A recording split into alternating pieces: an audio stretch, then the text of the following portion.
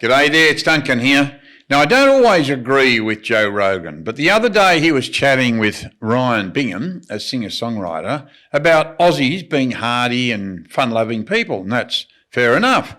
Then Joe added, we've got a stuffed-up, oppressive government.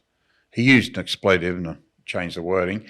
And right as it got interesting, the conversation wandered off like a lost kangaroo. Funny thing is, that throwaway comment travels further than most of our national debates ever do. 55 million listeners hear a sentence, and suddenly that's the headline version of Australia.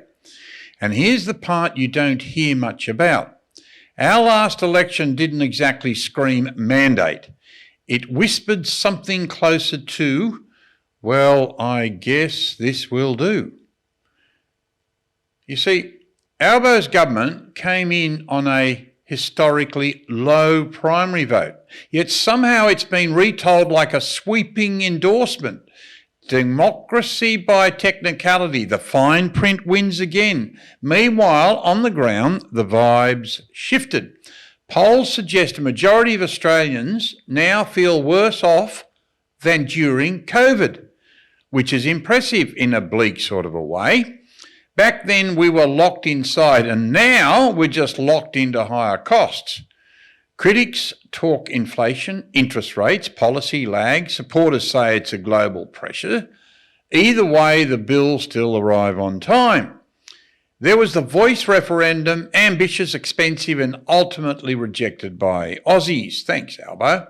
And then there's the woke leadership style led by Penny Wong, who is widely considered one of the most influential figures in Albo's inner circle. Thanks to Penny Wong, Albo has socially oppressive policies on a range of different areas.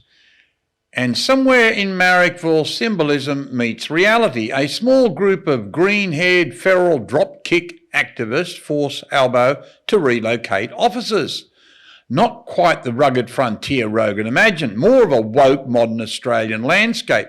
So here we are, globally described in sound bites, locally living in footnotes, but mostly Aussies are trying to keep that simple, fun-loving spirit while trying to make sense of a country that is being overwhelmed by third world cultures.